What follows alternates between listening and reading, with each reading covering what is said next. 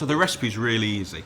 Got some normal frozen peas out of the freezer and we've just let them defrost in a bowl. Using a potato masher, or maybe you could just use a fork if you've got one, we're just going to break them up and mush them around a bit. We're going to add some spring onions. They're going to give it a lovely sharp oniony flavour, and instead of cutting them with a knife, which is always a bit difficult, just use some scissors.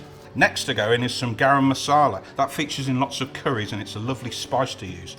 Just 1 teaspoon is more than enough. In here we've got 3 eggs, roughly whisk them to mix them together, and then all of that goes in with the peas and the spring onions. These are panko breadcrumbs, but you could use anything. It really doesn't matter. The dried breadcrumbs are going to go into the mix and help make the fritters. Keep adding the breadcrumbs until instead of looking wet, it starts to look more like a dough or a thick gooey custard, and that's when you know it's ready. So our mix is ready to cook, but this is a bit of a dangerous bit. It's better if you have someone to help you do this. Maybe mum, dad, or whoever looks after you can help you.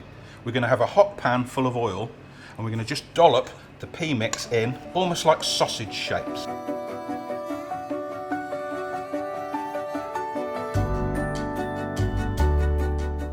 And it might be nice just to enjoy those with a lovely minted yoghurt dip.